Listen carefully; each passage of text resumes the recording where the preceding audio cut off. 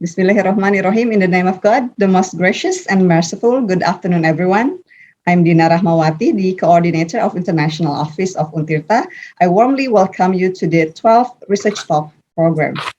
This program is a monthly program which conducted regularly by the International Office of Untirta, which is designed to give opportunities to researchers in any field to disseminate their research in an exclusive yet a very casual event with the Untirta's academic faculties member and the students and public in general. For this 12th Research Talk program, we have an associate professor, Bapak Didin Nuruddin Hidayat, PhD, who will share his current research, which has been published in an international journal, and Dr. Siti Suharsi, a senior lecturer from English Education Department, will chair the presentation and discussion sessions. Bu Dr. Siti Suharsi, the screen is yours, Bu. Okay, thank you, Ibu Dina Rahmawati. Hello, good afternoon, everyone. Pak Udi. Ya, halo. And hello, Pak Didin. Halo, Pak. Halo, Bu. Ya, Bu. Okay. Yeah. Well, everyone, good afternoon. Okay, Good afternoon. I'll see you again in this 12th Research Talk. This is the 12th series, ya, Bu Dina, ya? Okay, and as you said that we're still waiting for the participants also because we have in a holiday session. So I don't think that the students really sitting or standing on their screen today. But well, I think it is really a valuable time to see and to have Pak Didin Nuruddin Hidayat as our speaker today. And I heard that right now you are in Australia, Pak Didin? No, I'm in Indonesia. Waduh, tadi kata Pak Udi masih di Australia nih. Once a year, usually. Oh, okay, last year ya. Halo Pak Didin. Okay, Pak Didin. Well, audience, I will introduce Pak Didin to you. Pak Didin complete name is Didin Nuruddin Hidayat, MA, PhD, and he was born in 1980. And I think tomorrow will be your birthday, ya Pak Didin. Wow! Happy birthday! Happy birthday! Okay. Well, and he works as a lecturer in Magister Pendidikan Bahasa Inggris UIN Syarif Hidayatullah Jakarta. And he passed his S1 in UIN, and then he continued his study in University of Canberra, and also at the same university he graduated to take a PhD. Okay. Well, Pak Didin talking about the topic about the technology. And I have also read a little bit of your research written in your article. Okay. It is very interesting knowing that the condition of online learning, even right now, some of the students, they really, I mean, some of the of schools have tatap muka, not only online, but I think when we were in pandemic, maybe 2 years, or right now it's been three years. Online learning really deals with the technology, and the way we transfer our teaching really depending on our knowledge and also capability in using the technology. Okay, so and this time I really interested in discussing with you about how this technology really impact to the students, and your writing is about digital technology supporting English learning amongst Indonesian university students. Okay, you did survey to 419 489, Okay, 419 96 students enrolled in the university in Jakarta. Okay, so Pak Didin, it's time for you to expose and also to describe your experience when you conducted your research and also the result of your research. Please, Pak Didin. Yeah, okay. Thank you very much. Assalamualaikum warahmatullahi wabarakatuh. Waalaikumsalam. Waalaikumsalam warahmatullahi wabarakatuh. First of all, thank you very much for inviting me to be the speaker of this research talk. I think it's the 12th series, yeah, if I'm not mistaken. Then I've seen I've seen the activities of the international office through Facebook because I think we are friends and really inspired by all the activities that the international office has been doing so far. Yeah, thank you very much, Pak Udi Samanhudi, and then Thank you, also Pak. Bu Dinati, and then also Ibu Dr. Siti Suharsi, yeah, for giving me the chance to disseminate the research that I have done and publish at the research practice in technology enhanced learning. It's a Scopus Q1 index journal. I'm so sorry, your voice is not really clear, Pak Didin. I think I've got trouble with my laptop, yeah, because I think it's very heavy at the moment. It used to be okay, but No worries. I need to go to some or maybe catches that make the laptop is quite heavy to run. But so far, is it better now? Seems to me that I'm afraid it's getting worse, Pak. Getting worse? Yes, what we call it, gemeresek. Yeah, we'll try it. If, Okay, yeah. I think we have to try, Pak Didin. yeah, if there is a lagging, please let me know. And perhaps I will turn off the camera later on if it doesn't get better. Yeah, please Okay. have to do so. Yeah, because this past week I presented in several occasions and I still haven't got a chance to go to the laptop service center to fix all. Okay, the paper entitled Digital Technology Supporting English Learning, yeah, among Indonesian university students. And here is my presentation outline. The first one is I'm going to explain about the paper itself, yeah, including how we design, yeah, the paper, and then also the research, and then also I would like also to talk about the results, and then also the implication of the findings, yeah, deriving from the paper. And then also another thing that I think is also quite crucial to discuss is about what are the lessons learned, and then what are the strategies that we can use so that our paper in an international reputable journals. Yeah, of course, it will not cover everything, but I have picked some in which that some of them are. The first one is on how to find for relevant journals, and then also the second important thing for ingredients to write is on how accessing the suitable reading. Yeah, and then the third one I'm going to talk also on how to prepare for manuscript submission, and then also I'm going to talk about the how to address, yeah, the reviewers' feedback. So basically, those are the things that I'm gonna share with you for this occasion. But let me double check again. Is it better now? Still the same, Pak Didin. So please excuse me to turn off the camera. Yeah, let's see how it goes. Yeah, okay. Can you hear me well now? A bit clearer. Yeah.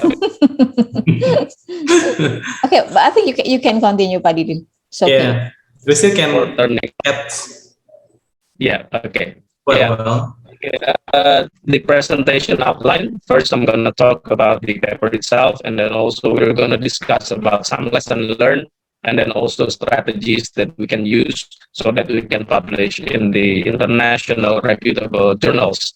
Yeah, of course that it is not possible to cover everything, but I have prepared some that can shed some light, yeah, for all of us to publish in the international reputable journal. Okay, now I'm going to talk a little bit about the journey of the paper itself. So it's been a long and winding road from the submission until the publication. Yeah, as you can see there, I have made a screenshot from the journal website. Yeah, it has already submitted from the 3rd of May 2021 and published in June. Yeah, actually, the May 2022 is the date when they finally decide that it's accepted for publication. Yeah, so the overall process, yeah, the initial process starts in February 2021 and ends at June. So I don't know how many months is it. I think it's around 16 months, yeah, from the submission until the publication. So I think it's quite a long process, yeah. And to make it more detailed, I have prepared the manuscript journey. So that as of the 26th of February 2021, I submitted the manuscript, and I have so the journal returned my paper because I haven't completed the cover page and then also the cover letter. This is very important later on at the end of my presentation to explain to you how important it is to comply to the journal regulation and then also all the requirements. I think the revision are a lot more than this, but I have just given you some summary, at least that this paper has undergone the sixth revision, yeah, until it is published in June. Ya, jadi kayaknya sebenarnya revisinya jauh lebih banyak dari ini ya. Jadi saya summary-kan saja kurang lebih ada 6 revisi ya, dari mulai yang kelihatannya apa ya, a little bit hopeless ya, cukup hopeless, hingga sampai akhirnya ada titik terang terkait ini. Ya, intinya saya hanya ingin menggambarkan bahwa publish at the international journal, yeah, especially the reputable one, takes a very long process, ya, sehingga selama proses perjalanannya tersebut, yeah, we have to be really patient and then also persistent with our effort. Tapi jurnal ini at the end I'm gonna submit this as the obligatory requirement for the professorship. Yeah, because I'm already at the Lektor Kepala 700, and at the end of the year, so it has already passed 2 years so that I can propose for a professorship. As you all know, that one of the requirements is to have a publication at the Scopus Index Journal. Jadi perjalanan panjang ini akhirnya membuahkan hasil, dan ini bisa menjadi syarat wajib nantinya untuk diajukan sebagai ajuan guru besar. Mudah-mudahan, amin. Yeah, so that's a little bit about the manuscript journey. Now, the reason for underpinning this one is due to the COVID-19 that has spread in 215 countries. Yeah, it has claimed over 5 million lives. Yeah, and around 154 million have been infected. Yeah, so that is based on the World Health Organization in 2021. Jadi ini juga saya ingin menggambarkan betapa pentingnya ya data terbaru yang kita miliki sehingga bisa kita selalu update di dalam daftar publikasi kita. Ya, jadi waktu awalnya paper ini hanya mempergunakan statistik tahun 2020. Ya, tapi kemudian reviewer meminta kami kembali untuk terus mengupdate hingga yang paling terakhir at least 1 year. Ya, jadi terus diupdate sehingga data yang paling terakhir adalah tahun 2021. because of this pandemic, new behaviors are being developed or becoming the new normal. Yeah, just like what we are doing at the moment.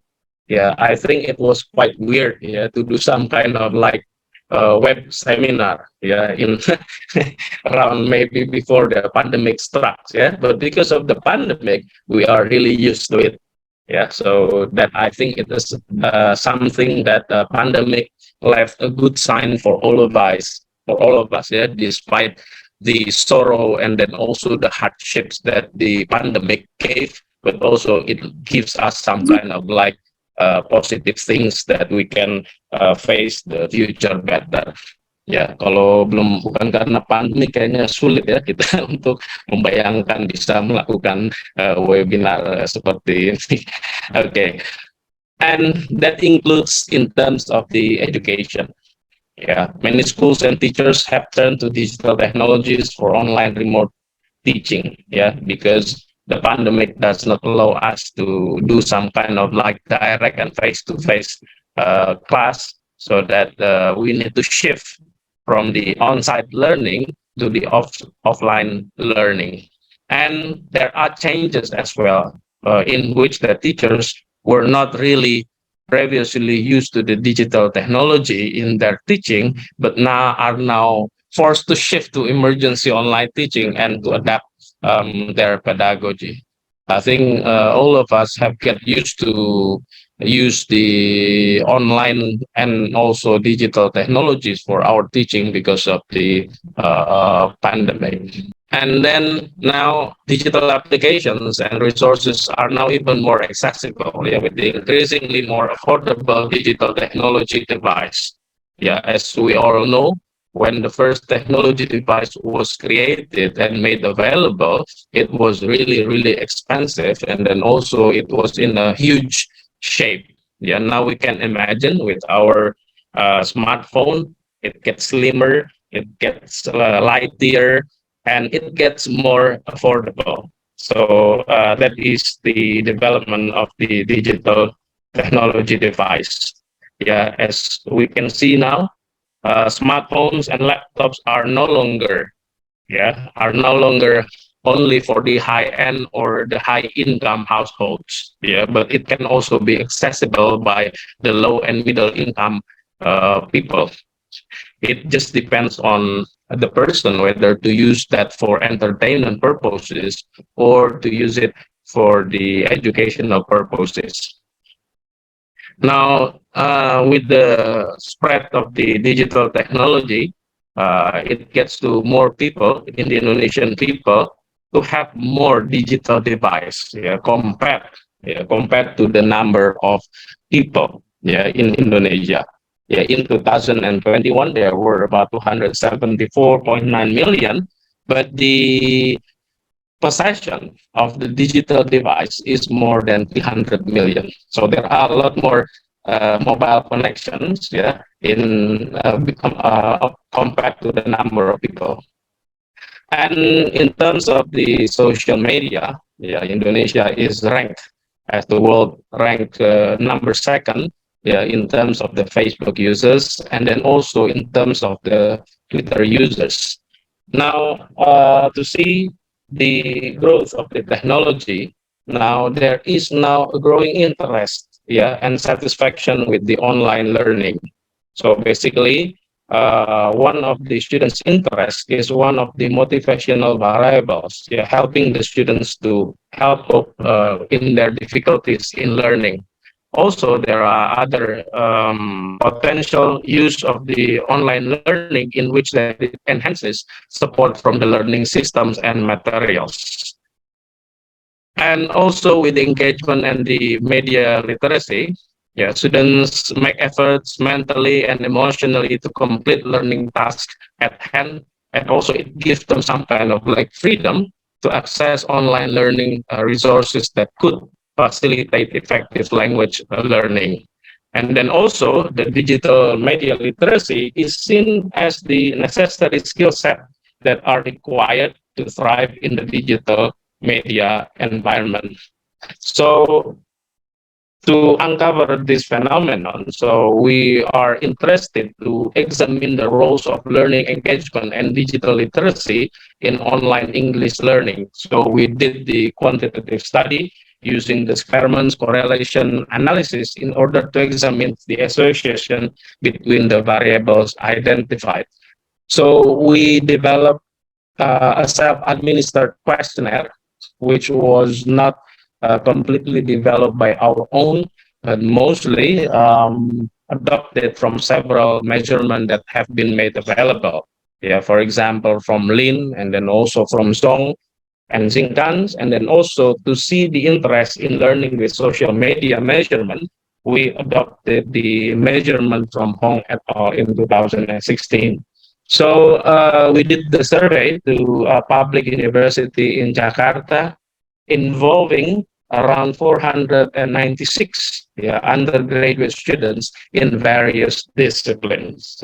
So we didn't only capture the perceptions of the English education department students, but also from other students coming from diverse discipline. Because all of them must have the subject of English in their overall course, because it is mandatory in our curriculum to have some kind of like English or language in the curriculum. And these are the research questions that we delivered. The first one is mostly on the online activities and skills related to experience of learning English online. And then the second one is the perceived usefulness of the internet related to experiences of online English learning. And there are also some subset of questions that we have developed. And the results in terms of the demographic variables, most of the participants are female, while also significant number of the participants are also male. And in terms of the participants by age, there is no wide discrepancies because they are university students, so their age ranges from 16 close to from 17 until 21 years old and over.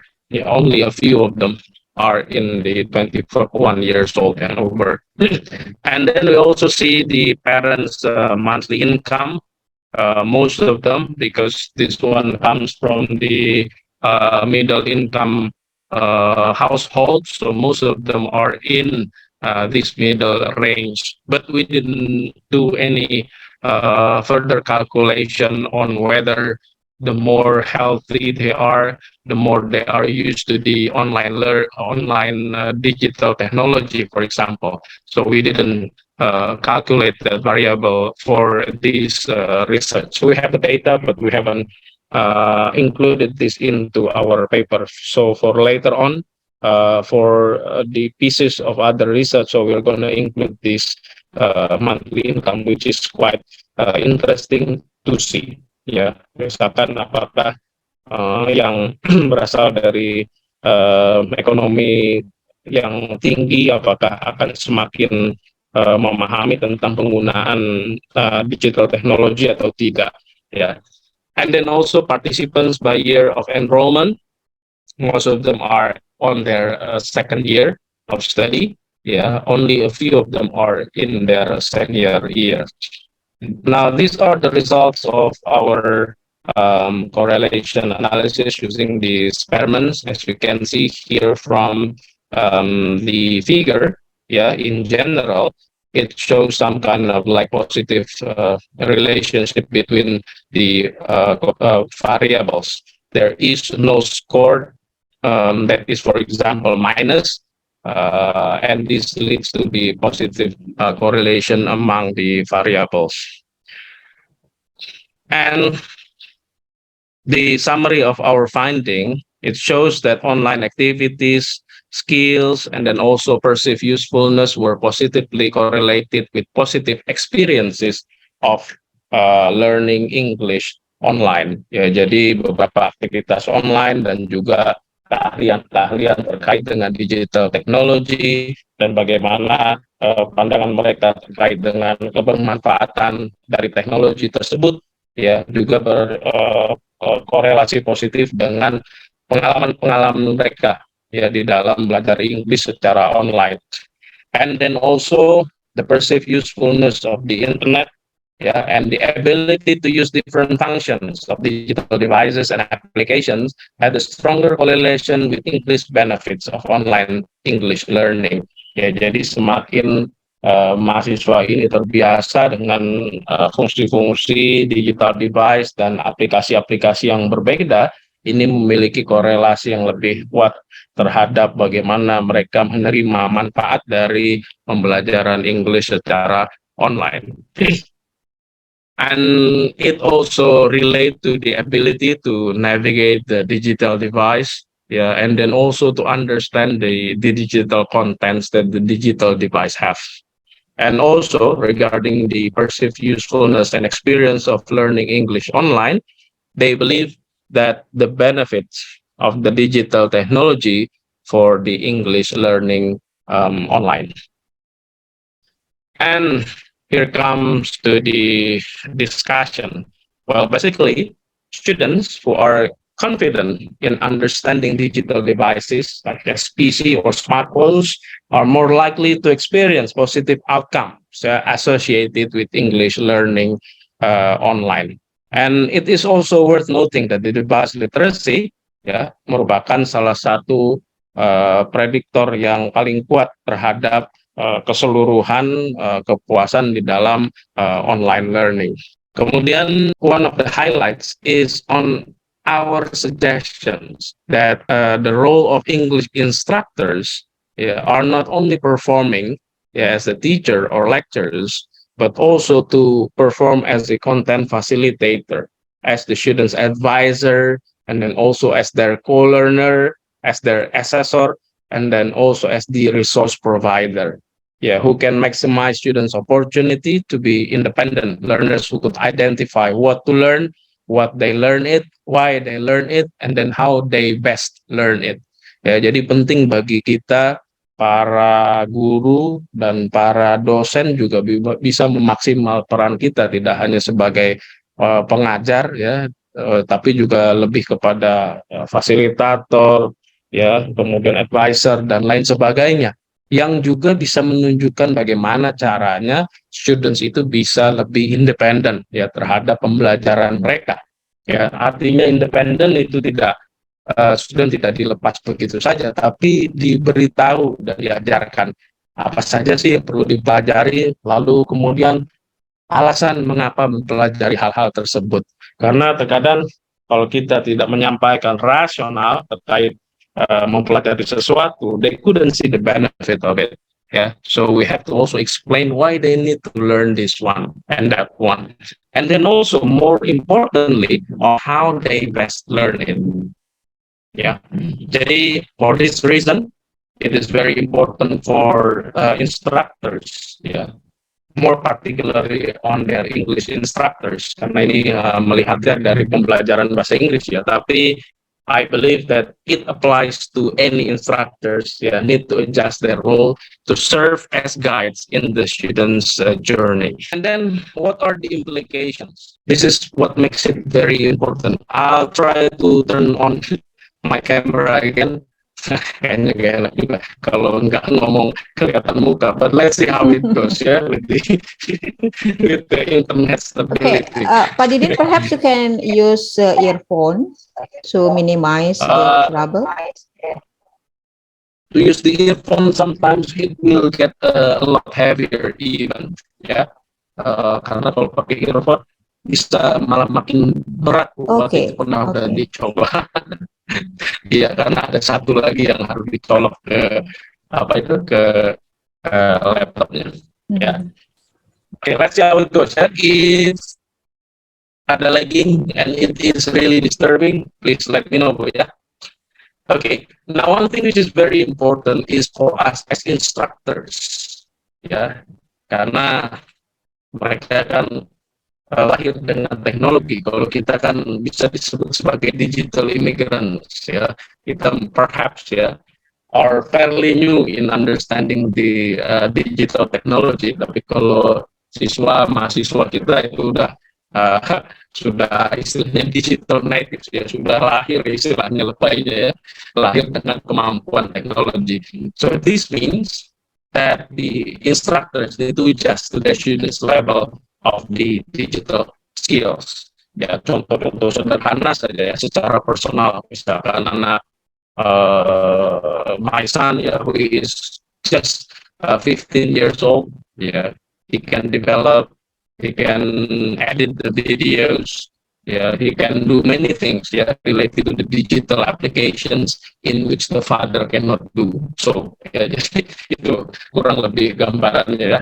Dan saya pikir ya ini perlu sekali bagi para guru dan juga para dosen untuk lebih meningkatkan kemampuannya terhadap digital technology. And also, of course, it comes to the implications to the relevant stakeholders. Yeah, in this case, our own institution as well. Yeah, to support the capacity of the teachers and lecturers regarding the digital technology advancement. Yeah, so more trainings, and then also learning, yeah, or maybe facilities regarding the digital technology needs to be active, yeah, from the institutions, so that the lecturers can perform better in terms of the digital technology. And then this is also an urgent call, yeah, more particularly for the English education, to equip the prospective teachers, to imbue in its prospective teachers or the teacher candidates the skills and ability in using technology in language teaching.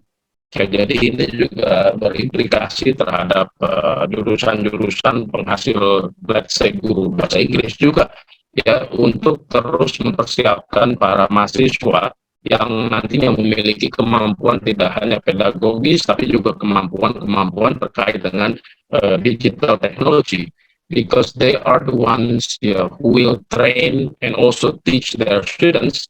Jadi sangat penting sekali bagi para future teachers and then also the English education departments to prepare such things. Ya, tentu nanti akan berimplikasi lagi terhadap kurikulum revision.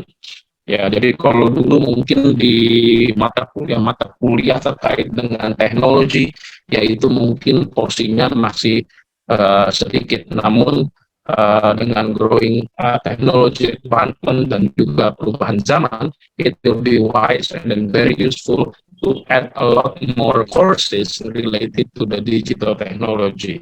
Yeah, for example, ICT or information communication technology in English language teaching, and so on. Yeah, there are some additional courses that need to be provided by the English education department, so that they can provide their teacher candidates with better pedagogy in English teaching using the technology. And then, yeah, the limitations and opportunities. Of course, every research must have limitation, yeah, because it cannot cover everything. And it also sheds some light for future opportunities.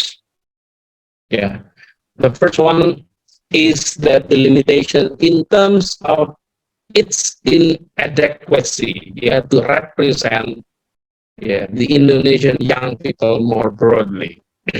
Yeah, so the generalizations coming from this study should be made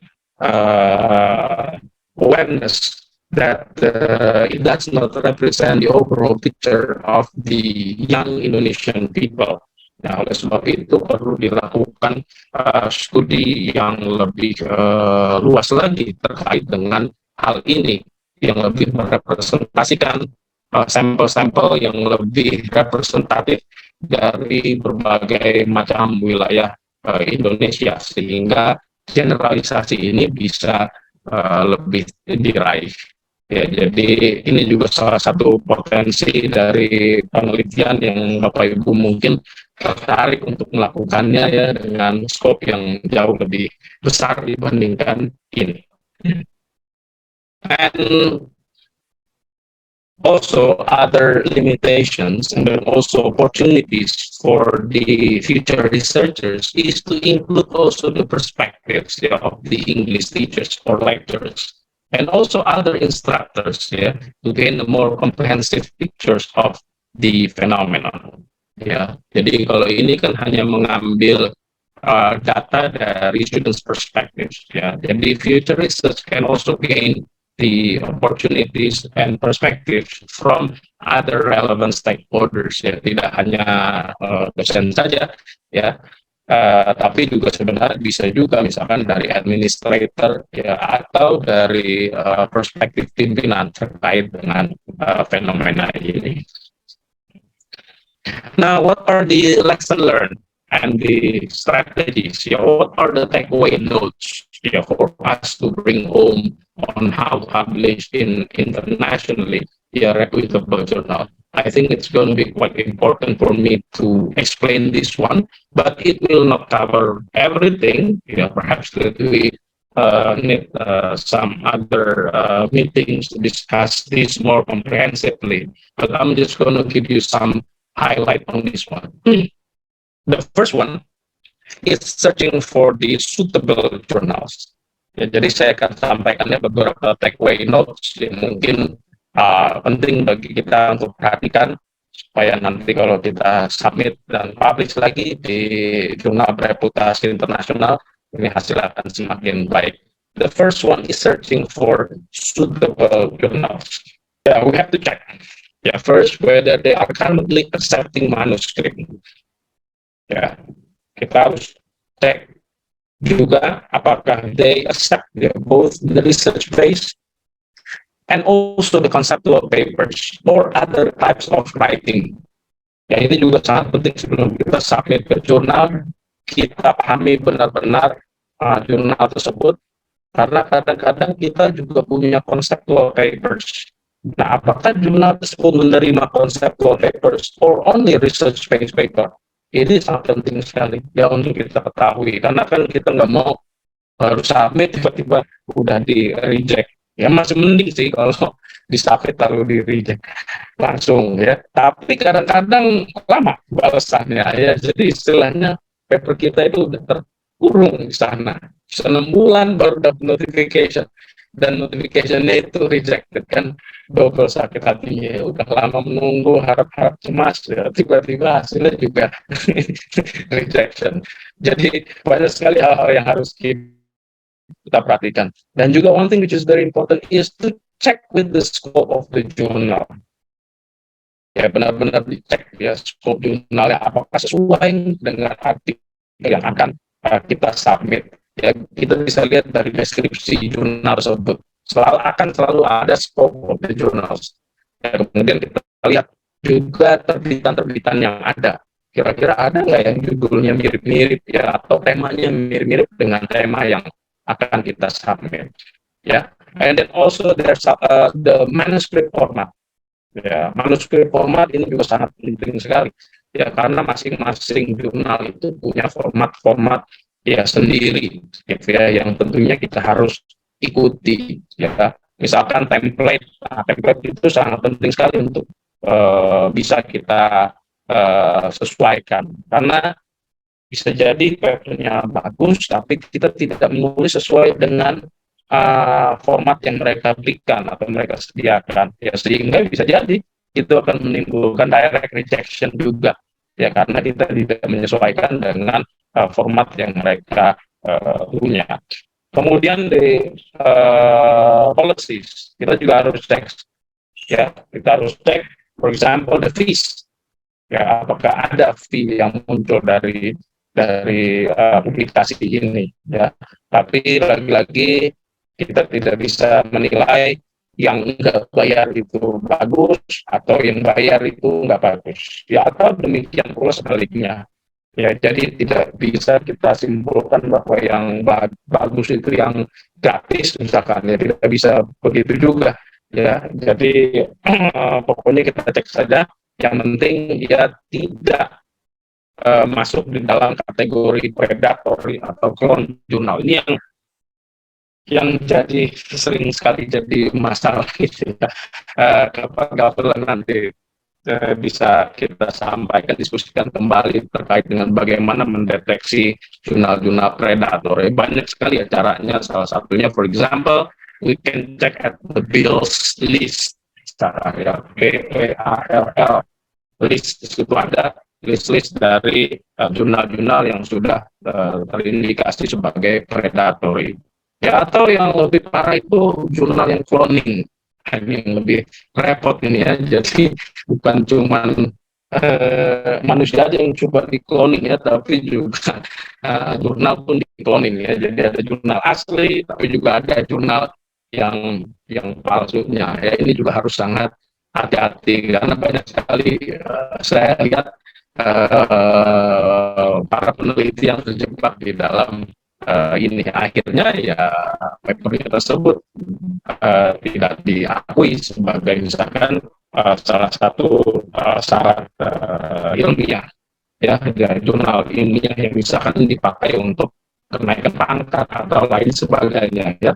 Atau sayang sekali paper bagus tapi dipublish di jurnal yang tidak kredibel ya, jadi harus hati-hati juga. Kemudian cek the publication frequency ya, including the reasonable number of publication per issue. Ya, ini juga bisa jadi salah satu indikasi misalkan terkait dengan predator atau tidak. Ya, predator itu biasanya jumlahnya itu enggak reasonable ya, tidak reasonable. Misalkan satu kali terbitan itu lebih dari 100 paper misalkan, dan terbitnya sebulan sekali misalkan, ya we have to be quite careful. Ya tidak selalu sih, tapi bisa dibilang highly likely lah. Pokoknya standarnya adalah if it's be true, just be careful gitu ya.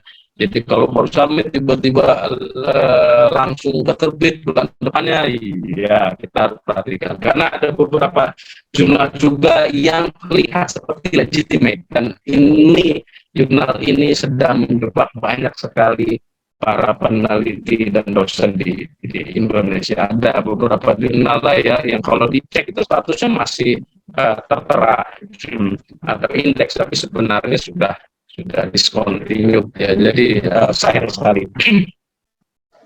Pokoknya harus hati-hati nanti kapan-kapan ya. Ini harus kita lakukan, ada do research ya before we do the submission. And then if we would like to consider submitting, ini tadi yang saya sebut dengan bills list ya, kita lihat potential predatory journals ya and publisher. Tahun lalu adalah tahun yang lumayan paling hangat terkait dengan penerbitan yang 2 tahun lalu lah yang paling ramai ya. Sekarang sudah sedikit menurun terkait hal ini, tapi ya jangan sampai kita terjebak juga ya. The first one is the reputation of the publisher. Nah, biasanya kalau dari kampus-kampus terkemuka atau asosiasi dan lain sebagainya itu ya biasanya sangat bisa dipercaya ya. Lalu kemudian ada juga waktu publikasinya, we have to consider this one. Di jurnal websitenya biasanya juga ada itu, biasanya standard rate of publication misalkan 6 bulan atau setahun atau setahun setengah ya. Kalau lama banget sedangkan kita perlu rada buru-buru ya jangan disubmit ke jurnal itu. Karena di jurnal yang saya publish ini aja perlu waktu berapa bulan ya, kurang lebih 3 bulan ya, sampai hasil review pertama diterima ya. Itu hasil review pertama kurang lebih 3 bulan ya. Kemudian lihat kuartilnya ya, apakah Q1, Q2, Q3, Q4 ya, dan lain-lain sebagainya ya. Kemudian biaya publikasi ya, kita juga harus siap ya cover ini juga. Misalkan ada beberapa jurnal yang memang bayarannya sangat fantastis ya, misalkan jurnal-jurnal MDPI ya, itu bisa sampai 25 juta, 30 juta dan lain sebagainya. Tapi tidak, lagi-lagi sama sekali tidak bisa diindikasikan apakah predator atau tidak berdasarkan biaya publikasinya, tidak sama sekali ya, karena mereka juga kan ada yang sistemnya open access or closed access. Ya, jadi kalau open access ya nanti akan bisa dibaca oleh para pembaca dengan gratis. Ya, contohnya jurnal yang paper yang saya publish di jurnal ini biayanya ditanggung oleh asosiasi. So it's free for me to publish in this journal. Dan biayanya memang betul ditanggung oleh asosiasi karena sampai saat ini status artikel-artikel di jurnal tersebut masih open access ya, jadi Bapak Ibu bisa mendownload ya paper tersebut secara gratis karena memang di cover oleh asosiasi. Kemudian there are many ways that you can use to search for the journals. Ini ada journal finder, ya macam-macam. Ya, ini nanti dari sini kita bisa lihat kredibilitas dari jurnal tersebut. Kemudian juga menggunakan salah satu yang paling yang paling populer ya, yaitu SJR ya, or Simago Journal Rank. Ya, di situ bisa kita klasifikasikan ya yang mana jurnal di bidang kita yang paling bagus ya. Karena nanti mereka yang akan meranking berdasarkan Simago Journal Rank-nya. Ini contohnya ke bawah. Ya, ini berarti yang ini kurang lebih ya lebih bagus dibandingkan yang ada di bawah-bawahnya gitu ya. Jadi ini aja peringkat 201 di bidang ini. Ya. Kemudian ini juga sama ya, salah satu untuk melihat status jurnalnya. Ini semakin tinggi SCR-nya berarti semakin berkualitas lah, bisa dibilang begitu ya barangkali ya. Nah, kemudian juga bisa dari Science Direct ya, www.sciencedirect.com ya, bisa dicari keywords-nya seperti ini ya, misalkan kita nyari artikel terkait apa ya, masukkan keywords-nya kemudian akan muncul. Ini juga ya bisa dilihat jumlah referensi dan lain sebagainya. Kemudian rata-rata waktu terbit ya, misalkan ada 3 bulan, ada yang sebulan dan lain sebagainya. Ya, for example like this one, if we can have a look at the paper is received on the 3rd of October and accepted in the 2nd of January. Jadi kurang lebih waktunya cukup cepat ya, hanya sekitar 4 bulan hingga terbit. Ya. Nah, kemudian the other thing is about modal menulis adalah membaca. The question is on how we can find good and quality reading and references. There are so many ways. Ya, I'll just give you some ideas ya. Jadi saya kasih beberapa ide saja, tapi mungkin tidak dibahas secara detail banget ya. Tapi it's a kind of heads up for us to know how we can find good quality reading. Yeah, the first one is we can ask from our colleagues who are studying overseas, for example. Nah, ini sangat penting sekali. Tapi kalau kita meminta bantuan mereka untuk mencarikan akses terhadap artikel tertentu, please provide them with the details. Ya, dulu saya waktu kuliah di luar negeri suka dimintai bantuan oleh beberapa teman, tapi dimintai bantuannya menurut saya sangat umum, jadi bikin saya bingung. Misalkan bingung itu gimana? Pak, minta tolong dong, bantuin dong cariin artikel yang bagus di bidang pendidikan bahasa Inggris misalkan. Itu bingung saya nyari apa ya? Gitu, karena kan itu sangat broad sekali. Nah, kalau bisa we do our own search dulu, baru kemudian kita berikan ke mereka. Ini dong, kalau dicarikan paper ini bisa nggak diakses di sana, ya? Sehingga ini judulnya, ini penulisnya, ini DOI-nya dan lain sebagainya.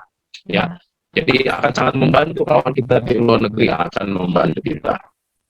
Ya. Intinya adalah we provide them with all important details of the articles. And then the next one, this one is also important ya. Ini juga terkait dengan digital technology melalui social media. Nah, kalau biasanya kita pakai Facebook ini sebagai stalking 100 orang ya, dan lain sebagainya.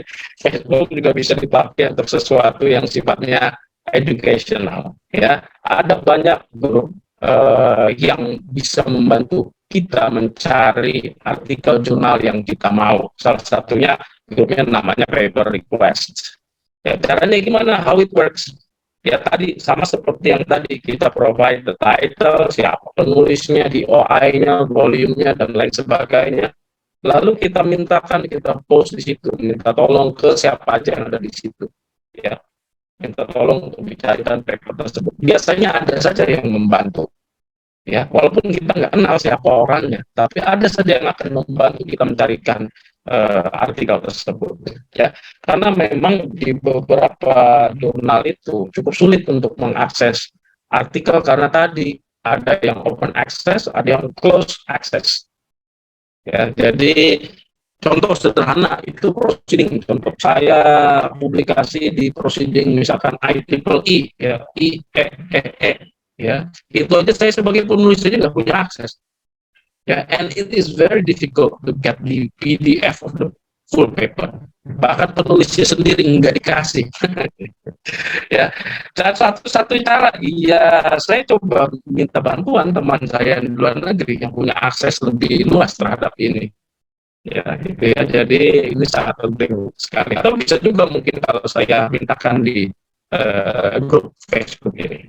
Ya, and then the next one as well, kita bisa pakai penggunaan maksimal tadi ya, SJR, Simago Journal Rank, untuk mencari artikel-artikel terbaru. Bahkan kita juga bisa mencari atau bisa menyimpulkan terkait dengan current trends of research in our field, ya, using this Simago. Ya, ini contohnya, kita tinggal gampang caranya ya, tinggal kita sort saja berdasarkan bidang disiplin, lalu akan ketemu jurnal-jurnal yang paling bagus di bidang tersebut.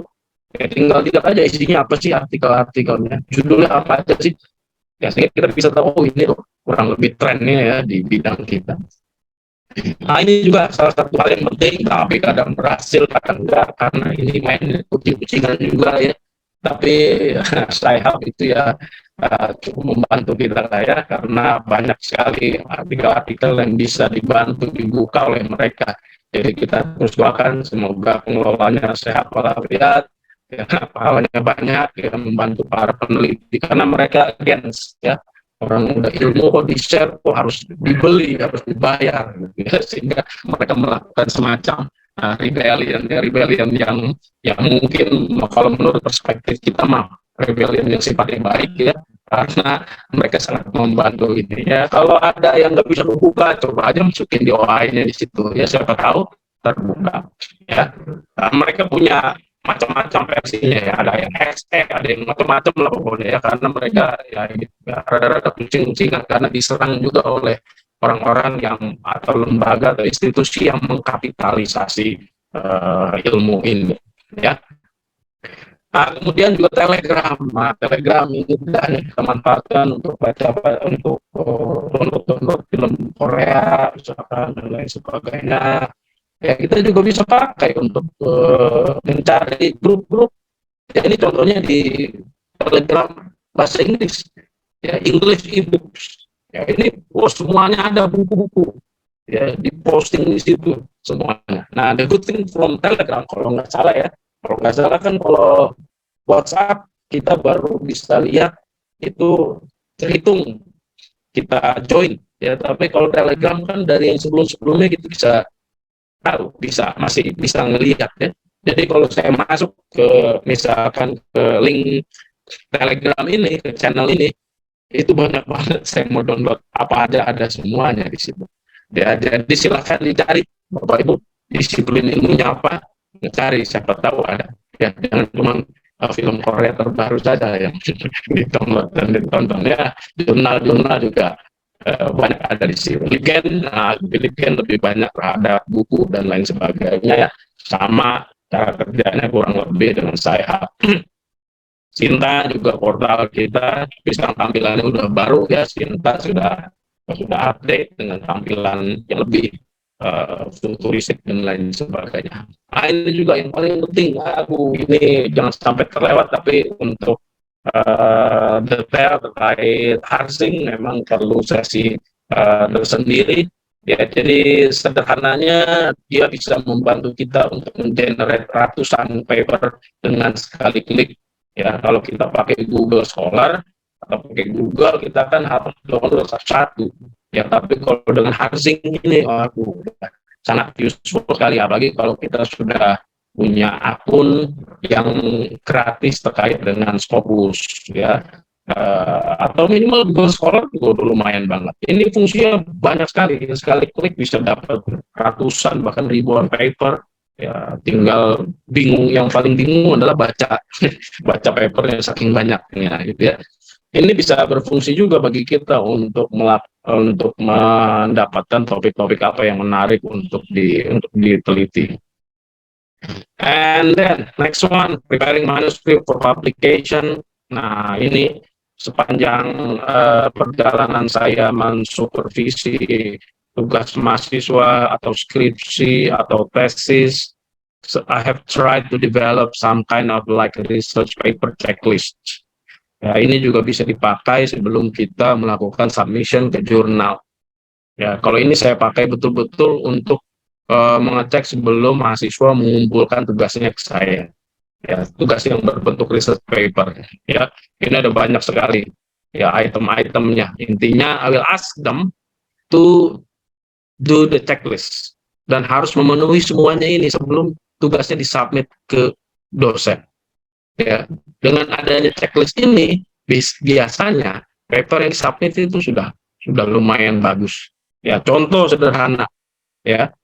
Semua apakah sudah pakai Mendeley atau other management referencing system, apakah sudah dicek dengan Grammarly Premium, mengenai publikasi apakah sudah ada minimal 25, 13-nya tidak lebih tua dibandingkan 3 tahun, ya, kemudian macam-macam ini, ya.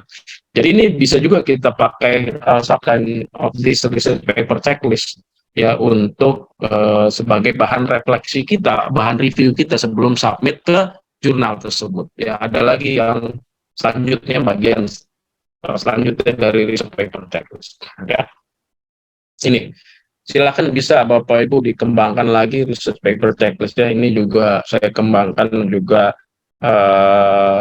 perlu waktu yang cukup lama, ya, berdasarkan penerawangan lah terkait dengan bagaimana sih research paper yang bagus. Tapi biar misalkan ini ada beberapa hal yang penting. Misalkan di bagian literatur review biasanya itu hanya apa kata orang. Ya, jadi ini kita cek dulu apakah udah ada belum analisa saya, ada nggak kritik saya, ada nggak evaluasi saya. Ya. Lalu kemudian ini juga biasanya kadang-kadang discussion itu only repeating the findings atau hanya memindahkan bagian yang seharusnya di finding ditaruh di discussion. Ya, padahal bukan discussion. Lain sebagainya. Ini juga penting, apakah introduction saya sudah mencakup previous similar studies dan apakah research-nya sudah terlihat atau tidak. Ya, dan lain sebagainya. Ya. Silakan Bapak Ibu nanti sudah pegang PPT-nya bisa dikembangkan sendiri. Ya, kemudian juga things that we have to prepare. Biasanya kalau jurnal-jurnal yang oke, biasanya dia ada cover page-nya. Jadi kayak kita mau melamar pekerjaan. Jadi ada cover letter-nya, bukan cover page, cover letter-nya. Ya, intinya ya ini menceritakan kurang lebih ya pengajuan kita terhadap paper yang untuk disubmit, lalu kemudian main findings apa sih, kemudian implikasinya apa, terus kira-kira apa sih manfaatnya, ya. Lalu kemudian statement kita bahwa we have remove any identifying content that could compromise a blind review. Ya, biasanya kita suka nggak perhatian tuh ketika submit ke jurnal itu ada kita tulis nama penulisnya, ya, alamat institusi, email address. Padahal sebenarnya kalau mengikuti proses standar blind review itu tidak dimasukkan di situ, itu dimasukkan di dalam file terpisah. Biasanya ada supplementary materials. ya section itulah kita masukkan. Lalu kemudian ini contohnya cover page ya. Jadi ya kita kirim hanya judul saja sama isinya ya di dalam satu file. Lalu kemudian sisanya seperti misalkan siapa penulisnya, email dan lain sebagainya itu terpisah di dalam cover page tersendiri. Misalkan competing interest, kita mendeklar bahwa we have no competing interest. Ya, data bisa nggak beneran diakses, kita kasih statement itu. Ini sesuai dengan apa yang diminta oleh jurnal ya, bukan kita ngarang sendiri. Ini biasanya sudah disediakan juga template ya.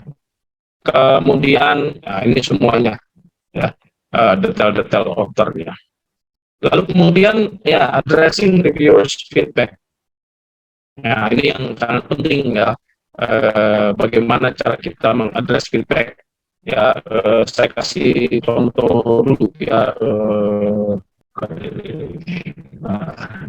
Ini can you see di Microsoft Word ya. Nah ini aslinya Bapak Ibu ya. Aslinya adalah hampir hopeless. Komennya ada 14 halaman. Ya harus sabar. Ya jadi komentar itu. Ya karena kadang-kadang bahasanya tajam. Ya bahasanya tajam. Ya bahasanya tajam. Contohnya kayak gimana ya? Misalkan bahasanya tajam itu mana ya?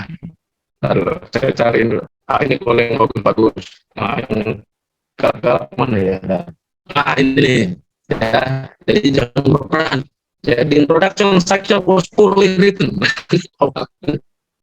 Ya, jadi kalau baca ini kadang-kadang kita, tutup laptopnya nggak jadi lah, terusin segala macam ya. Karena emang ada banyak bahasa yang tajam. Ya, jadi ini biasanya kemudian caranya gimana? Caranya adalah kita kumpulkan dulu semua komentar. Ini kan reviewer ada 3, ya. Reviewer ada 3. Ini adalah komentar-komentar yang ada 14 halaman. Ya, jadi banyak sekali. Ini komentar dari reviewernya. Lalu kemudian what are our responses? Responsnya, ya misalkan komennya ini responnya. Ya benar-benar kita harus perhatikan ya cara meresponnya dengan baik. Ya misalkan ini komennya di abstract should briefly match methods used in the study. Jadi bisa jawab simple. The abstract has been edited accordingly misalkan. Ya, tapi nanti ada di papernya yang menggunakan track changes seperti apa sih perubahan abstraknya. Ya, ya ini juga. Ya, ini kan panjang komennya. Nah, ini juga kita kasih highlight how we address ya di comment from the reviewer. Ini kayak ini what is the underlying theory of the study. Ya misalkan sebelumnya itu dibilang conceptual framework is not clear. Nah, baru kemudian kita tambahkan tadi terkait dengan the engagement, terkait dengan interest, terkait dengan lain-lain sebagainya. Ya, nah ini kemudian kadang kita juga mengikuti juga apa yang disampaikan oleh reviewer, misalkan ada bagian-bagian yang nggak relevan, ya. Tapi percayalah bahwa komen itu pasti akan selalu konstruktif, ya baik dari sisi teknis maupun dari sisi substansial. Ya, misalkan di sini diminta description, research design, method is not sufficient. Apa yang dipakai dan lain sebagainya. Ini lalu kita respon singkat, tapi kita respon juga di papernya dan lain sebagainya. Ini kurang lebih ya awalnya mulai dari 14 halaman tinggal tersisa 2 komen ya, di akhir. Ya, alhamdulillah ya itu harus sabar. Kemudian kembali lagi ke feedback ya, sedikit lagi Bu ya, masih ada waktu ya 5 menit, boleh? Yes, Pak. Oke, ya ini tadi contohnya cover page. Ya, ini dalam bentuk karena ini jadi gimana ya menjelaskan. Jadi memang OJS atau sistem web jurnal itu memang keren banget. Ya pokoknya keren banget lah. saya juga mengelola jurnal Sinta 2 jauh banget istilahnya ya, saya akui lah, mereka keren banget lah. OJS itu udah sangat futuristik sekali ya, jadi ini di generate sendiri melalui sistem yang mereka punya gitu ya, jadi ada semacam kayak PDF builder ya. Jadi kita tulis komen, lalu kemudian mereka akan generate sendiri PDF buildernya. Ya ini kalau kita lihat respons reviewers, ini reviewernya apa, komennya, lalu kemudian respon kita apa. Ya ini juga sama. Ya ini menjawabnya secara naratif komen-komennya. Lalu kemudian di paper pun demikian, we have to be really careful karena masing-masing jurnal itu punya cara sendiri dan arahan sendiri. Contoh di jurnal ini selalu pengen pakai track changes. Ya apa saja sih perubahan-perubahan yang sudah dilakukan sehingga mereka bisa men-tracknya dengan lebih mudah. Jadi mereka tahu sebelumnya apa, kemudian sesudahnya apa. Ya, kadang ada juga yang jurnal meminta dari highlight, misalkan di highlight dengan warna hijau, di highlight dengan warna kuning, misalkan, ya dan lain sebagainya. Ya kita ikuti saja apa mau dari jurnal tersebut. Ya, ini juga sama. Nah, terakhir itu yang pentingnya Bapak Ibu terkait dengan bagaimana mengadres reviewers comment atau feedback. Nah, dari overall journey saya juga banyak belajar terkait dengan bagaimana kita harus bersikap terhadap publikasi di international journal. The first thing which is very important is to understand that it is long, ya udah panjang, painful pula, ya, tapi enjoyable. Ya, kenapa enjoyable? Because I can feel the enjoyment in the overall process. Ya, bagaimana misalkan evaluasi kritis yang diberikan oleh reviewer itu benar-benar memberikan masukan berharga terkait dengan paper yang kita tulis. Ya, jadi dari awalnya yang sangat hopeless ya bisa menjadi sesuatu yang cukup promising, itu terjadi karena reviewer feedback tersebut. Yeah, and then the next thing is that we need to believe that there is no shortcut to success.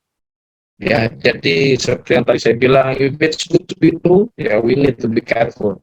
Kalau melihat ada kawan yang publish dalam waktu 2 minggu, 3 minggu, atau sebulan, ya bagus sih, ya harus dilihat lagi.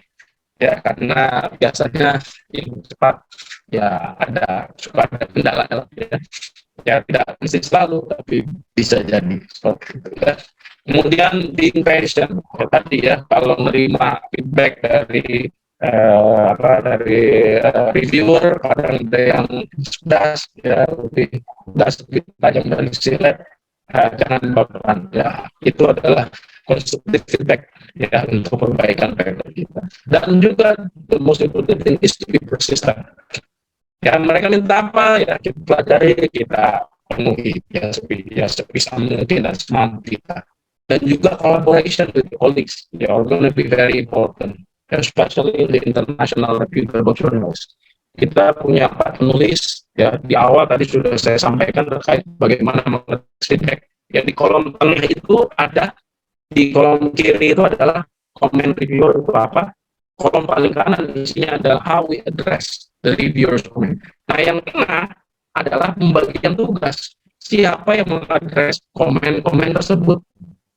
Nah itu kita perlu kerjasama, karena kalau kita lakukan sendiri ya berat juga, apalagi tadi melihat 14 halaman. Ya, jadi kerjasama dengan our colleagues are very crucial, starting from the beginning to the last end of the process. Ya kurang lebih itu saja sementara Bapak Ibu yang bisa saya sampaikan, ya semoga sedikit memberikan gambaran ya terkait dengan paper tersebut dan juga bagaimana proses perjalanan paper tersebut mulai dari awal hingga akhir, dan juga some takeaway notes that we can take ya, so that we can prepare our paper for submission. Ya terima kasih atas kesempatan, mohon maaf atas kekurangan, terutama apalagi sinyalnya. Oke, no problem Pak Didin. Oke, thank you very much. Terima kasih sekali Pak Didin. It's a very complete presentation, so not only the exposing of your research, but also the strategy how we adjust our writing with the target journal. So I think we have 46 participants. Okay, and some of the participants from UIN. Okay, halo Ibu. Ini banyak dari teman-teman Pak Didin nih kayaknya ya. Dari bahasa Inggris UIN, di situ ada. And then ke Ibu Nurul Azkia. Okay, hello Ibu, welcome back. Beberapa waktu yang lalu mengisi acara juga di bahasa Inggris ya untuk Bu Nurul. Oke. Oke ya, silakan ada yang ingin bertanya, monggo, you can raise your hand. Oke ya, Bu Dina comments, ada yang seperti Robin Hood katanya Pak Didin dalam perjurnalan ya, begitu ya.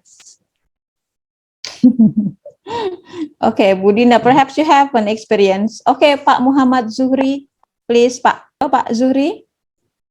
Oke, ada Pak Zuhri. Oke, it's okay Bu Nurul. Pak Zuhri. Can you hear my voice, Pak?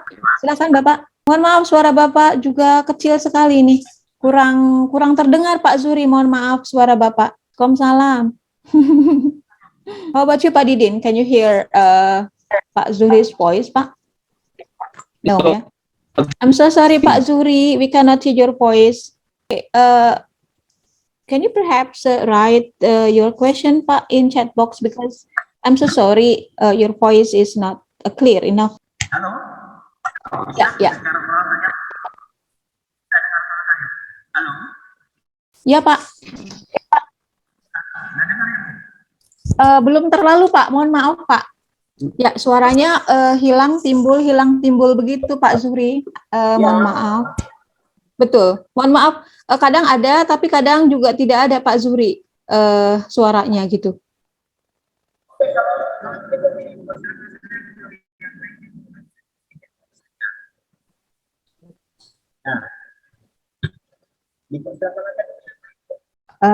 Sementara menunggu Pak Zuhri dengan audio dan soundnya ya. Oke, I invite others to have a discussion and also question about the latest. Is this your latest research, Pak Didi? Yes.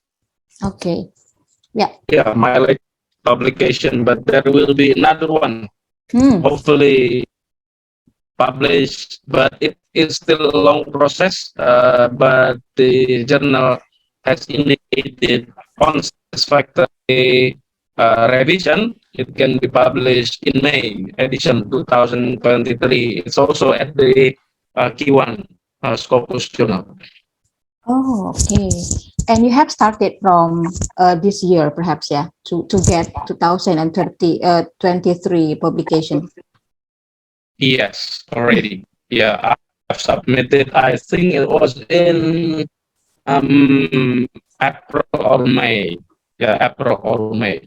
But I was fortunate, even though that there is a long queue, but the responses from reviewers are good. So they can give me some kind of like indication. Perhaps, yeah, it is likely that it can be published. It's different from this journal, Artikel Journal. Since from the beginning, they did not give any good signal first. Yeah, because well, basically, I have two questions, Pak Didin. Yeah. Okay, related to your research, I conducted the same topic, students' perception in online learning. We have a team, and then one of the expectation. I have listed some expectation based on our result of the research.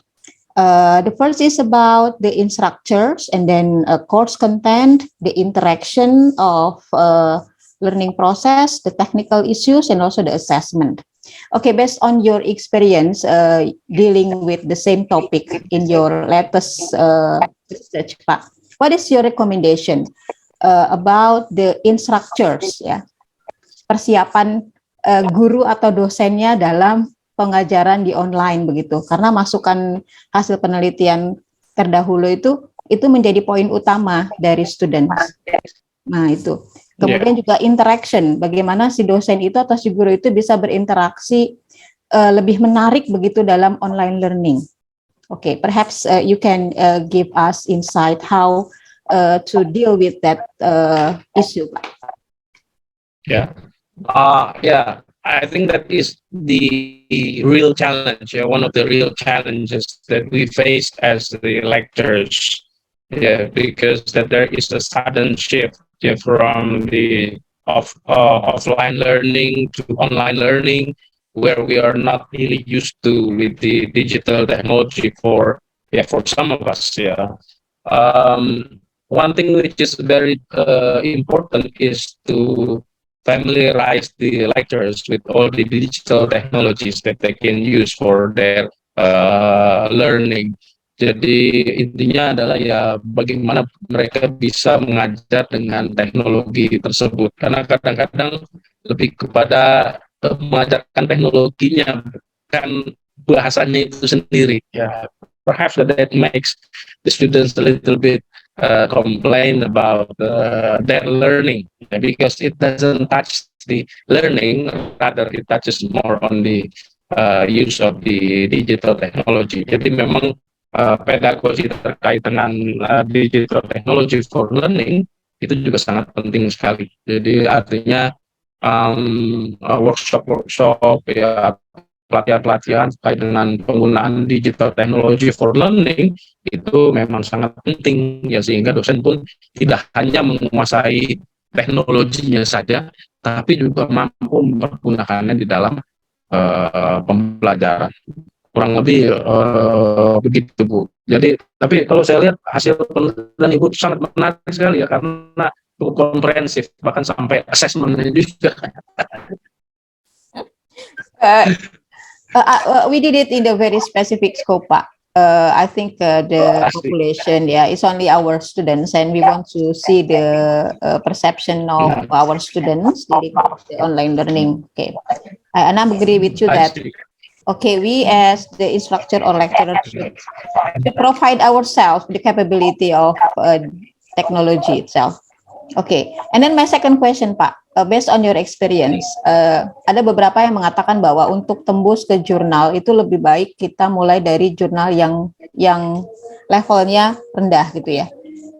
Q4 dulu, ketiga, kedua, ke-1. Tapi ada yang mengatakan why not we go langsung aja ke Q1 gitu kan. Kalaupun dicek atau dikasih revisi lebih enak dari yang Q pertama. Oke. And based on your experience again, Pak Didin, which one do you think that is more effective and efficient, Pak? Nah, ini sulit, jawab persis ini sulit ya. Karena tidak ada jawaban yang harusnya seperti itu gitu loh. Harusnya begini, nggak begitu gitu ya. Jadi masing-masing perlu pertimbangan saja. Karena for example ya, bisa jadi we are novice ya. Bisa jadi kita peneliti yang pemula misalkan, belum banyak punya publikasi internasional. Tapi bisa jadi kolega kita yang kita ajak sebagai co-author, bisa jadi dia punya pengalaman banyak gitu ya. Sehingga juga di recognize juga gitu loh artinya. Jadi nggak serta-merta seperti itu saja, Bu, tapi sebenarnya nggak masalah juga sih langsung yang ke Q1 juga.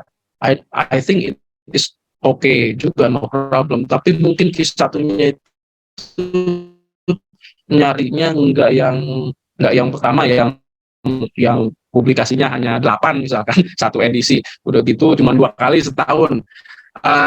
Itu kita angkat bendera dulu lah ya. Kalau untuk yang angkat bendera putih dulu untuk yang itu ya, kecuali kita benar-benar bisa yakin bahwa our paper is outstanding ya. Tapi kalau kita submit ke jurnal tersebut, bisa jadi mereka akan memberikan feedback yang sangat bagus sekali, tapi juga nggak bisa dijamin juga karena kita harus tahu persis jurnalnya itu gimana gitu ya. Ada yang sekedar memberikan rejection lalu kemudian komen secara umum. Jadi nggak mesti juga. Jadi artinya kita harus tahu persis jurnal yang kita tuju itu track recordnya memberikan feedbacknya itu seperti apa gitu ya. Ya intinya sih kita benar-benar kalkulasi Bu ya. Kita benar-benar kalkulasi dari apa?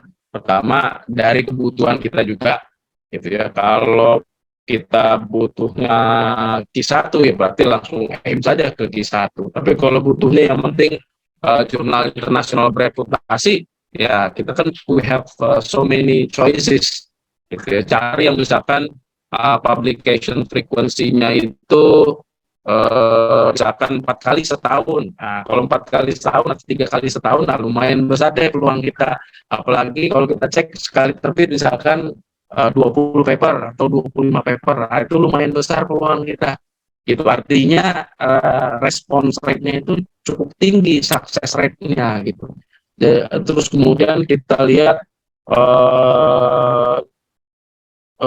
banyak hal ya, misalkan publication fee atau publication time itu juga menjadi sangat penting sekali. Jadi kalau ditanya mana bagus langsung jurnal yang paling tinggi atau yang sedang-sedang, itu jawabannya nggak bisa absolut kalau menurut saya ya. Jadi artinya ya plus minus juga Bu. Karena kadang-kadang nanti bisa aja kita langsung tembak nih yang paling tinggi misalkan.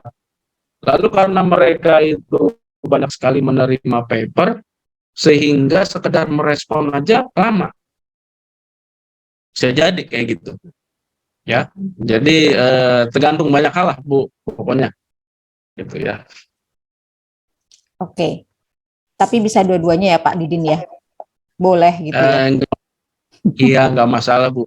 Tapi kita sekarang kan bisa cari yang lebih peluangnya lebih besar lah istilahnya. Oke. Itu ada harus berstrategi tadi, ngecek sana sini segala macam ya. Betul. Ya. Oke, ini pembahasannya sangat menarik sekali. Silakan teman-teman yang memang sedang bergiat-giat menulis di jurnal. Oke. Yeah, we have a question from Ibu Irna. Okay, Pak Didin, my name is Irna. As an undergraduate student, it's a pretty difficult to pick a topic and develop a solid understanding about it because I'm still a beginner in research. Okay, I am interested in many topics, but I ended up getting confused about which one to choose and master. Do you have any advice for beginners in choosing topics, Pak Didin? Yeah, very good. Ya, ini biasa saya juga kalau suka ngasih workshop terkait dengan penulisan karya ilmiah buat mahasiswa juga. Suka ada pertanyaan ini terkait dengan gimana menemukan tema. Nah itu dibahas tersendiri, tapi kurang lebih banyak caranya ya. Jadi the first thing is by the thing that we are passionate about.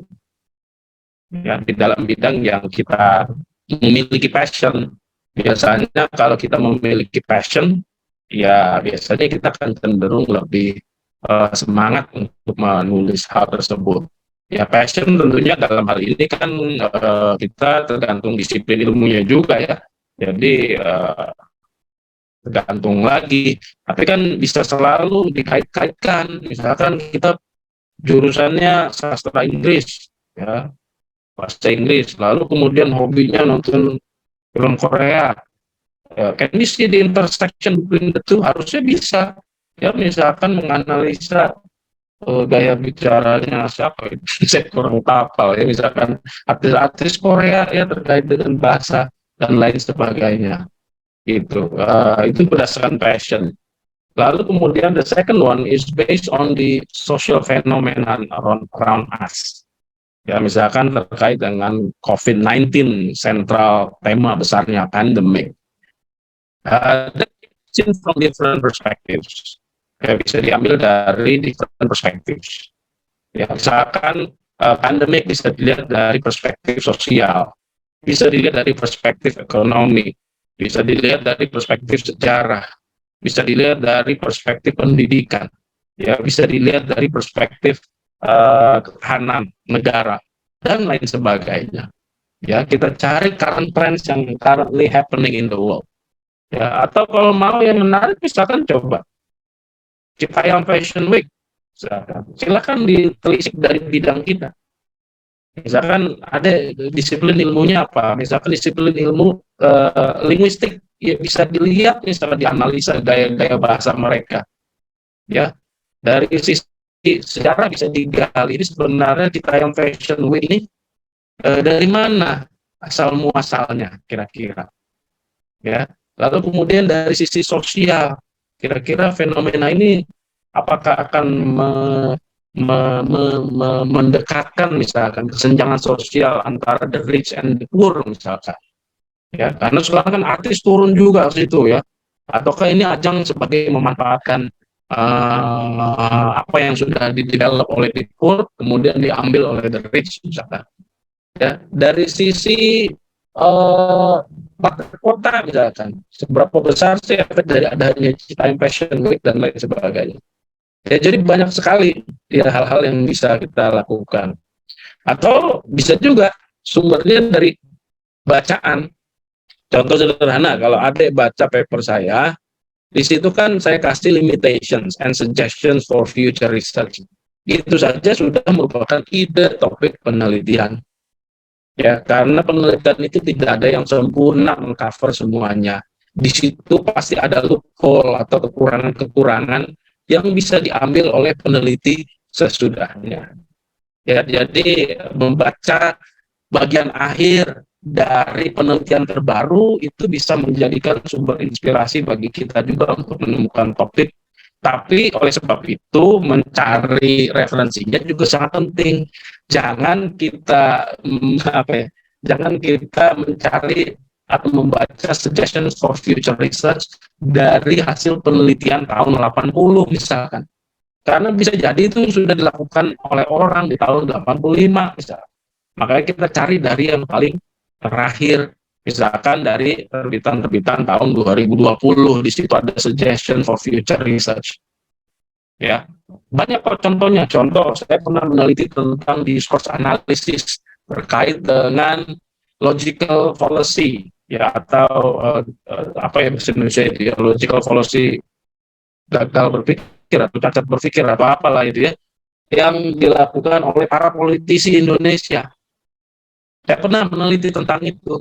Kemudian saya menemukan, kami menemukan banyak hal kayak itu. Lalu kemudian di ujung tulisan, ya, kami menuliskan limitation-nya. Salah satunya adalah paper kami ini tidak meneliti apakah logical fallacy tersebut dilakukan secara sengaja atau tidak sengaja.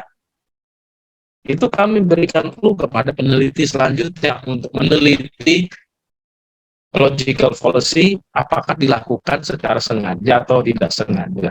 Jadi banyak sekali tekniknya untuk mengetahui topik apa yang kira-kira mau kita ambil, ya. Jadi mulai dari social fenomena, melalui passion, ya, melalui artikel-artikel yang sudah terbit. Pokoknya banyak sekali caranya. Ya, mudah-mudahan bisa ketemu ya, deh. Ya, atau bisa juga baca dari skripsi-skripsi atau tesis-tesis kakak kelasnya. Ya, tapi jangan diambil mau babi buta ya, karena kadang-kadang suka ada kesalahan berjamaah di situ. Ya, jadi harus kritis juga. Gitu ya. Pokoknya banyaklah caranya, banyak jalan menuju. Okay, thank you, Pak Didin. Hello, Miss Irna. Okay, Miss Irna. Okay, thank you very much for, I think she gave a response. Okay, thank you. Do you have any question, Miss Irna? Actually, can you hear my voice? Yes. Oh, thank you. Actually, I'm also interested in determining the population. As you said before, sir, you conducted a research about the politicians or the populations that are not accessible for me. So, do you have any advice for us undergraduate students or beginner researchers to get the access to the populations. To the access to the population. Yes, for example, in schools or university, because we are still beginner, right? So I think it is one of the challenges for us beginners is that we have no access to, for example, to universities or to the schools that we are going to have research in. What do you mean by access to universities and schools? You mean access or permission to countries? Yeah, permission. So do you have any advice for us to be granted the access to the population? Yeah. First thing is perhaps that you can, of course, support, with the institution where you are currently studying. Yeah, and that's the first way. For example, you can request for the head of department's support letter, so that you can send it also to the institution that you're going to research. Ya, karena kadang-kadang itu penting juga ya, jadi ada endorsement dari institusi kita belajar supaya lebih memperhatikan peneliti ini mau melakukan penelitian ya. Jadi surat izinnya tentu kita perkuat dengan surat pribadi ya. Tapi kalau ada surat pendukung surat pendukung dari institusi tempat kita belajar atau bekerja, ya, it will be more powerful. Ya, itu bisa dilakukan. Kalau mau lebih kuat lagi bisa juga semacam kayak mengajukan dulu ethics clearance misalkan ya melalui LIPI misalkan atau BRIN kayaknya bisa juga ya mengeluarkan itu ya. Jadi itu yang kita attach di dalam proposal kita ya, sehingga disertakan bahwa penelitian ini telah mendapatkan ethics clearance dari LIPI misalkan. Itu bisa juga ya, sehingga itu semakin memperkuat kredibilitas kita sebagai peneliti, sehingga institusi yang kita tuju itu bisa jadi lebih memperhatikan proposal kita. Ya, jadi banyak caranya. Salah satunya ya kalau masih kuliah ya berarti bisa minta ke jurusannya yang terkait dengan endorsement letter ya, tidak hanya dipakai untuk skripsi saja, tapi juga bisa dilakukan untuk penelitian-penelitian yang sifatnya pribadi di luar skripsi. Walaupun saya sebagai kaprodi lebih sering memberikan surat izin atau rekomendasi penelitian terkait dengan skripsi. Belum banyak keluar surat rekomendasi terkait penelitian di luar skripsi. Ya, pengennya semakin sering, semakin bagus research culture di institusi. Ya, pengennya semakin banyak kaprodi itu mengeluarkan surat izin dan surat rekomendasi terkait penelitian selain penelitian skripsi. Ya, pada dasarnya bisa ya, silakan. Ya, Irna, I think it's clear, Irna ya. Yes, Miss. Ada surat izin penelitian kalau memang dibutuhkan dari fakultas biasanya seperti itu untuk meneliti ke sekolah atau ke ruang kelas gitu ya, Irna. Oke, Bu Dina, how much time we still have, Bu Dina? Actually, we are running out of time, ma'am. Oh, okay. Yeah, 15:38 already.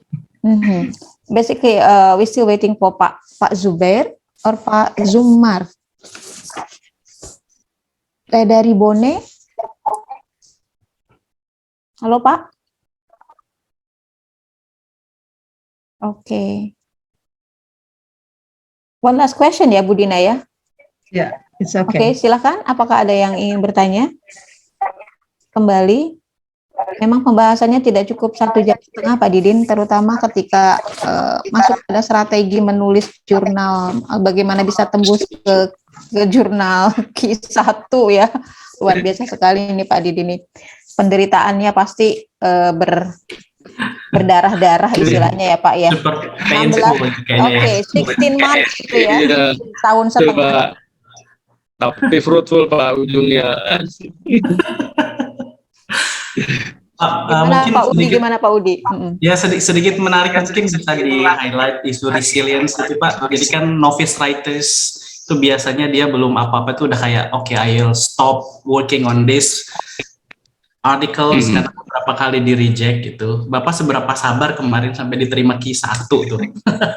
Resilience-nya kayak dibangun tuh gimana tuh Pak? I think that's another issue yang juga worth sharing ya. Iya, mantap itu Pak pertanyaannya. Jadi memang yang bikin saya tetap kuat itu pertama salah satunya adalah respon dari jurnal itu sendiri. Gitu. Walaupun pertama next time tapi regular. Itu for example after I do the first revision, they will have a look at my revision at our revision, and then send again the results. Okay, this needs to be revised. Jadi walaupun ini the good thing from the jurnal yang bagus itu kayak gitu ya. Jadi mereka itu terus memberikan harapan gitu loh. Jadi enggak ya, saya juga suka juga jurnal tapi tidak ada juntrungannya Pak, itu yang kadang bikin resilience-nya juga tapi that is not even a single response ya. Kalau di OJS itu awaiting assignment ya, jadi kadang gitu. Tapi juga we need to know our target juga sih Pak ya. Jadi kadang-kadang kita targetnya itu pengen apa ya, karena kebetulan ini sangat diperlukan juga ya sebagai salah satu syarat wajib. Jadi ya mau nggak mau persistensi itu atau konsistensi itu mau nggak mau pasti akan ada Pak. Because I know ultimate goal of this one, which is really beneficial for my future career gitu Pak ya. Itulah Pak kurang lebih Pak. Sengaja saya juga menggambarkan awal dengan timeline yang Bapak Ibu bisa lihat sendiri betapa panjangnya proses itu dan bagaimana proses itu. It's not to discourage, it's not to discourage, it is rather to encourage ya, bahwa sesuatu yang sifatnya penuh perjuangan biasanya hasilnya akan lebih maksimal dibanding sesuatu yang sifatnya instan. Bisa jadi hasilnya nggak maksimal. Itu aja sih saya tulis sih. Jadi pandai-pandai membangun harapan Pak ya. Harapannya terus dibangun. That one day this article is successfully published di Q1 ya. Bu Arsi ini bentar lagi tuh udah banyak tuh Bu Suarsi di Q1-nya. Nanti Amin. Having a hope every day Pak Udi. Okay. Well, thank you Pak Didin. We have a very limited time in having this wonderful talks here. And thank you so much for your insight, your recommendations, your tricks, your tips. Yeah, it is a very valuable for us. And what I don't want to conclude your speech or your presentation, but one thing I remember that we should have consistency and also resilience in doing research and also goaling our writing in target in publication. Thank you so much Pak Didin. Okay, thank you very much. Thank you for PLI, Pak Udi, Bu Dina, and also friends. Didin, thank you. Ini ada oleh-oleh untuk dibawa pulang Pak. Oke ya Pak Udi. Ditampilkan. Mau memberikan apa kepada Pak Didin? Sesuatu yang digital juga. Oke. Anugerah. Oke, berarti acara saya serahkan ke Bu Dina kembali. Ya, Bu Dina. Okay, thank you very much, Ibu Siti Suharsi. Okay, there's the next session will be Pak Udi. Would you like to hand over a certificate, a digital This is a certificate? small token our of speaker, appreciation from us ya, Pak Didin. Thank you very much. Ini sertifikat yang mudah-mudahan bisa bermanfaat untuk Bapak dari kami. Mudah-mudahan tidak kapok, dan ini not the first and the last, Pak ya. Next time we'll be very more than happy, I think, to also invite you to our events in the future. Thank you ya Pak ya. Thank you very much. Thank you very much, Pak Ude, Bu Ya, Dina. sami-sami Pak. Dr. Siti Suarsi juga terima kasih sebagai fasilitator atau moderator untuk kegiatan research talk dan hari ini. Welcome Pak Udi. Apresiasi juga dari kami Ibu Dr. Siti Suarsi. Oke, mudah-mudahan tidak bosan juga untuk selalu kami undang menjadi bagian dari kegiatan-kegiatan di International Office ya. Terima kasih Pak Udi. Thank you. Right, thank you for you both. So much Yes. appreciated. Ya, terima kasih banyak. Some quite a lot of head of Department of English Education, but that I share this flyer to the WhatsApp group of the head of English all over Indonesia, and I am really happy that some of them can attend our event. Ya, jadi dihadiri juga oleh banyak kawan-kawan dari berbagai daerah dan juga kepada kolega-kolega saya di UIN Jakarta. Thank you very much for dan support, dan tentu untuk semua panitia dan juga hadirin yang lain. Terima kasih Pak. Ya, sami-sami Pak Didin. Hatur nuhun. Thank you very much. Bu Dina. Thank you very much, Pak Udi. A very interesting presentations and discussions.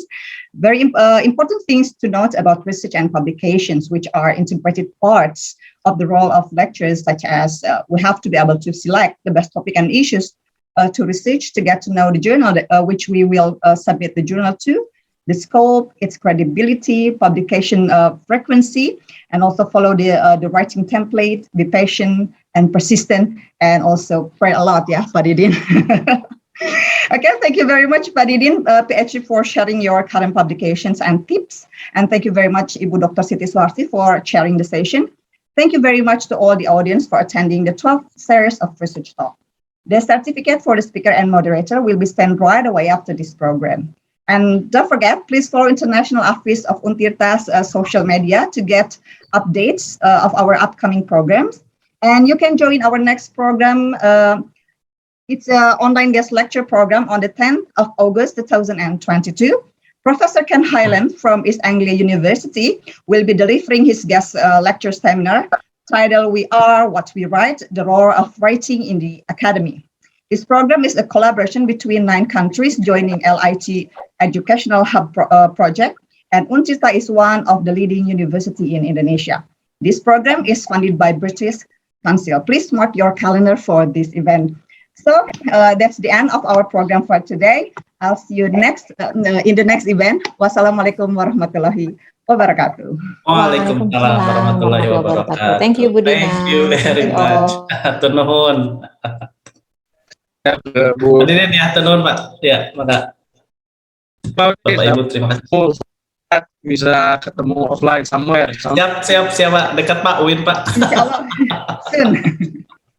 Ya. Atau saya udah dengan wajib mampir ke Untirta nanti Pak ya. Kita setting nanti Pak Didin. Oke. Okay. Ya Pak, maka hatur nuhun. Hatur nuhun.